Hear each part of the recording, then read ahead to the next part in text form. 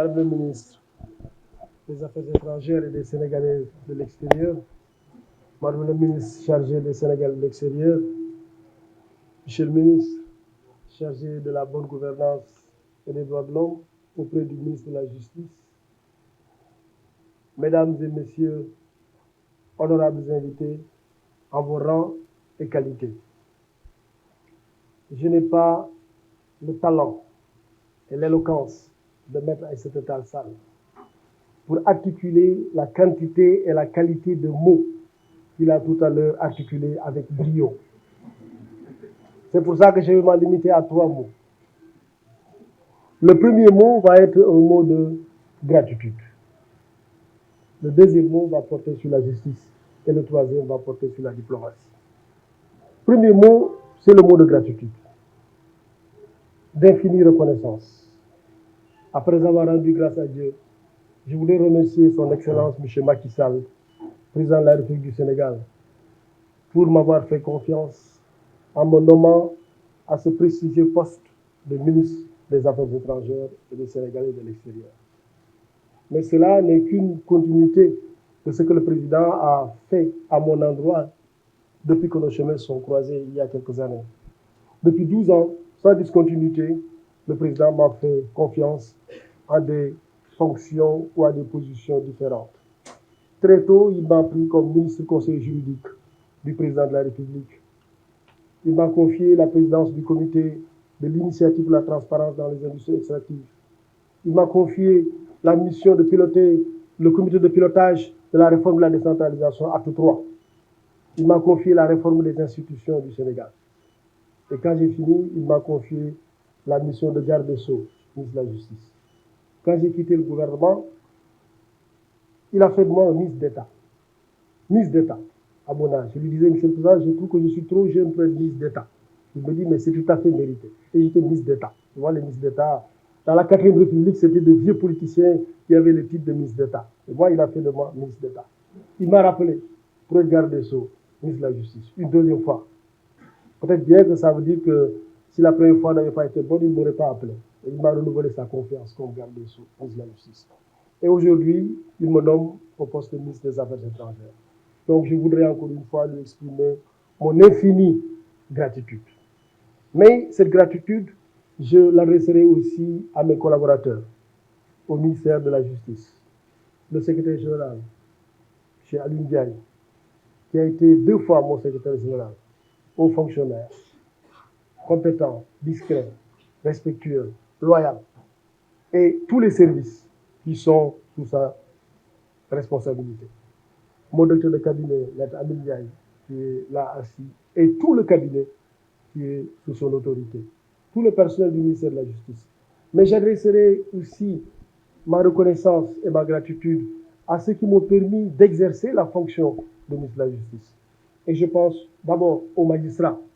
Mais quand je dis les magistrats, je pense d'abord aux procureurs, parce que le ministre de la Justice, c'est aussi le chef des parquets du Sénégal. Et donc, je voudrais remercier les procureurs généraux, remercier les procureurs de la République. J'aperçois là-bas le procureur de Dakar, Abdou Karim Diop, j'aperçois aussi Seydi à ses côtés. Mais je voulais remercier vraiment ces brillants procureurs qui m'ont aidé aussi à mettre en œuvre la politique pénale définie par le président de la République. Après les procureurs, je remercierai bien évidemment les juges. Mais on avait moins de relations, moins de rapports. Je n'ai pas avec les juges, c'est normal, c'est l'indépendance de la justice, les rapports que j'ai avec les procureurs. Je vois le juge, le président de l'UMS qui est assis là-bas, mon ami Chimère, mais comme il est juge, nos relations n'étaient pas aussi cordiales que ça l'était avec les procureurs. Mais on avait quand même de bons rapports, parce qu'il faut aussi respecter le juge, notamment son indépendance dans l'exercice de son office. Mais je voudrais les remercier pour avoir été là et avoir jugé, parce que c'est juste ce qu'on leur demandait, c'était de juger et d'appliquer la loi, dans un contexte où parfois c'était extrêmement difficile.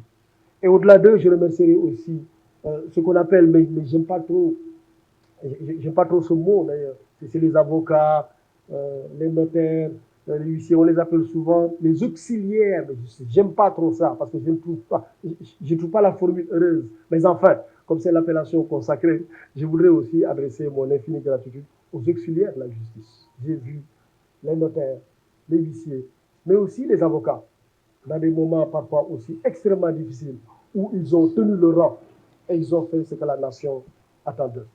Donc, mon premier mot, c'était vraiment un mot de gratitude à l'endroit du président de la République, mais aussi à l'endroit des gens de justice. Quand je dis les gens de justice, j'y mets tout cela. Le deuxième mot va porter sur la justice. Vous en avez parlé tout à l'heure, Madame le ministre, de façon admirable. Mais ministre de la Justice, j'ai toujours une anecdote que je raconte, c'est quelqu'un qui rêvait d'être ministre des Affaires étrangères. C'était son rêve. Il voulait toujours être ministre des Affaires étrangères. Et quand le gouvernement est sorti, il s'est retrouvé ministre de la Justice.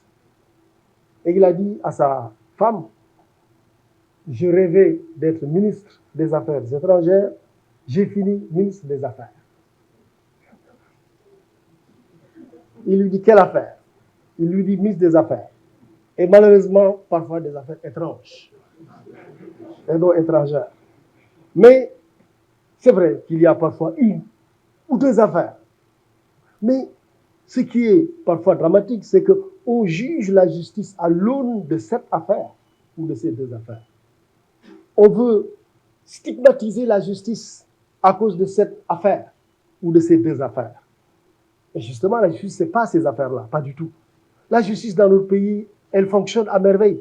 La justice, elle est animée par des hommes et des femmes de qualité. La justice, c'est la justice civile qui fonctionne normalement. La justice, c'est la justice commerciale. Tous les jours, le tribunal de commerce, les juges qui sont compétents dans les matières commerciales rendent des décisions à la satisfaction des justiciables. La justice, c'est la justice familiale. Il n'y a pas de problème au niveau de la justice familiale. La justice, c'est la justice administrative.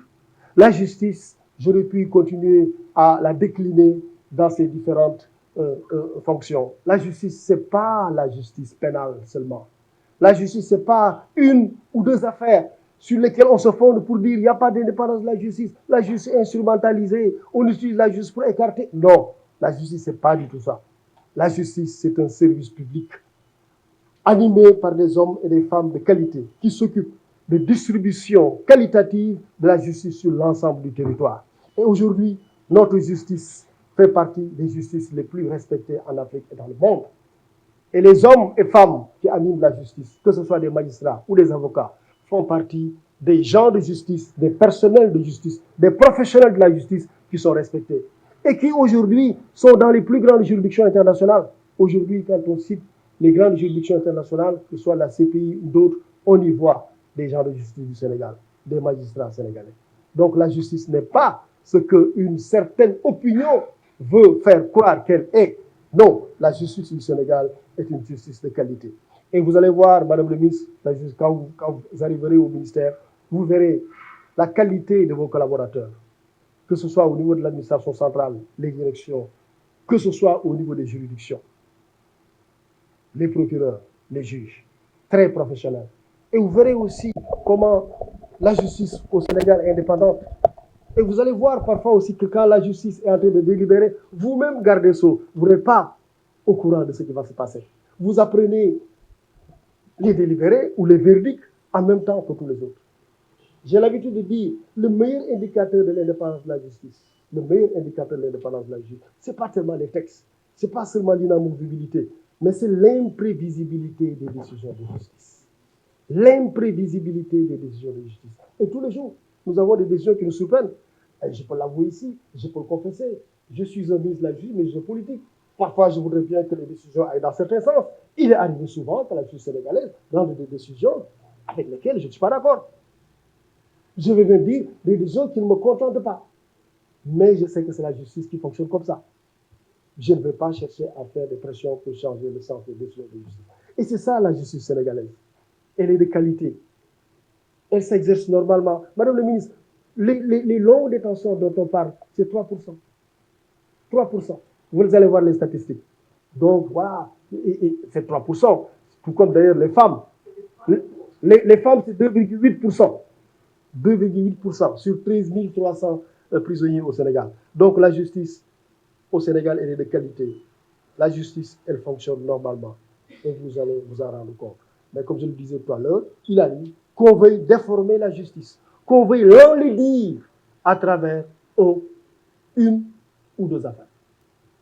Et je vais terminer, Madame le ministre, Mesdames et Messieurs, distingués invités, je vais terminer par la diplomatie. La diplomatie, elle est complexe, pour moi en tout cas, qui n'est pas à l'habitude. Mais on va essayer d'y aller avec des idées simples. Vous devinez que je parodie ici le général de Gaulle parlant de l'Orient. On va y aller avec des idées simples. Et je pense que le mode d'action va être très simple. Ça va être essentiellement la continuité. Parce qu'encore une fois, vous avez été un excellent ministre de la Justice, ministre des Affaires étrangères. Et hier, les ministres qui sont là peuvent en témoigner. Lorsque je faisais ma première communication sur la diplomatie dans le monde, etc., en Conseil des ministres, j'ai commencé par avouer que je n'avais pas votre talent. Et n'ayant pas votre talent, je ne pouvais pas faire le tour du monde en 5 minutes. Voilà. Et donc, je préfère consacrer 5 minutes à une partie du monde. Mais vous, vous avez le talent toujours de faire le tour du monde en 5 minutes. Peut-être que vous avez une navette aussi plus efficace. Voilà. Et donc, je disais qu'au fond, ça va être la continuité. Parce que nous avons vu la diplomatie animée par le président Macky Sall depuis quelques années avec son ministre des Affaires étrangères. Nous avons vu cette diplomatie rayonner dans le monde. Nous avons vu cette diplomatie respectée dans le monde. Nous avons vu cette diplomatie briller. C'est pour ça qu'au fond, pour moi, je trouve que je suis en terrain largement défriché. Je sais que je ne serai pas fatigué. Je sais que je vais marcher comme sur du velours. Parce que je vais marcher très humblement sur vos pas. Je ne vais pas essayer d'inventer des méthodes. Non, je serai, pour l'essentiel, dans la continuité. Dans la continuité de la vision diplomatique du président Macky Sall et dans la continuité de votre action diplomatique, de votre action pour mettre en œuvre cette politique définie par le président. Mais je vais essayer, au regard des circonstances, tout de même, de contribuer à faire du Sénégal une force de proposition dans un contexte sous-régional perturbé. Une force de proposition. Pourquoi une force de proposition? Parce que le Sénégal n'est pas un pays ordinaire. Le Sénégal est un pays spécial. Et quand je dis spécial, je veux dire qualitativement spécial. Nous avons la légitimité, notre pays, pour formuler des propositions dans les crises qui secouent aujourd'hui la sous-région, l'Afrique et le monde. Nous en avons la légitimité. Nous en avons la diplomatie. Nous en avons le rayonnement. Donc je vais contribuer à faire de notre pays une force de proposition dans les conflits ravageurs aujourd'hui qui sont dans le continent africain notamment, mais aussi dans le monde.